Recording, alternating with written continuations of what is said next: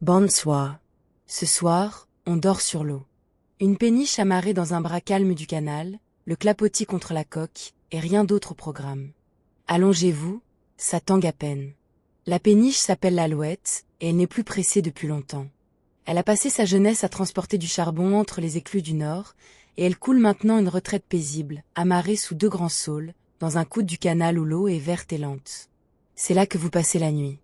La cabine sent le bois verni et la corde propre. Un lit en alcôve, encastré contre la coque, avec un hublot rond juste au-dessus de l'oreiller, votre morceau de ciel personnel. Format assiette, où passent en ce moment 2 étoiles et la pointe d'une branche de saule. L'eau, elle, n'arrête jamais tout à fait de parler. Mais elle parle bas. Clap, clap, clap, contre la coque d'acier, à quelques centimètres de votre oreille, de l'autre côté du métal épais. C'est le bruit le plus vieux du monde, celui de l'eau qui touche quelque chose et qui s'en va. Aucune vague ne ressemble à la précédente, et pourtant toutes disent la même chose. Tout va bien, tout va bien. La peniche bouge. À peine. 1 centimètre par-ci, 1 centimètre par-là, au bout de ces amarres détendues. Ce n'est pas du tangage, c'est une respiration. Le corps la sent sans la comprendre, et il aime ça immédiatement, on croit que c'est le bateau qui berce, mais c'est plus ancien. C'est le souvenir d'avoir été porté. Tout à l'heure, avant la nuit, vous avez bu quelque chose de chaud sur le pont, assis sur le banc de bois, à regarder le canal s'éteindre.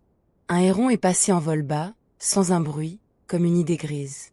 Une écluse a lâché son eau très loin en amont, un grondement doux qui a mis 10 minutes à vous parvenir en une seule ride lente. Puis les grillons ont pris leur service dans les berges, et les saules se sont mis à bruisser chaque fois qu'un souffle d'air se souvenait d'eux.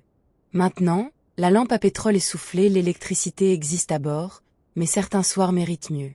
L'obscurité de la cabine est chaude, boisée, avec ce petit reflet d'eau qui danse au plafond, projeté par le hublot, des vaguelettes de lumière pâle qui ondulent doucement, le film le plus lent du monde, en projection privée au-dessus de votre lit.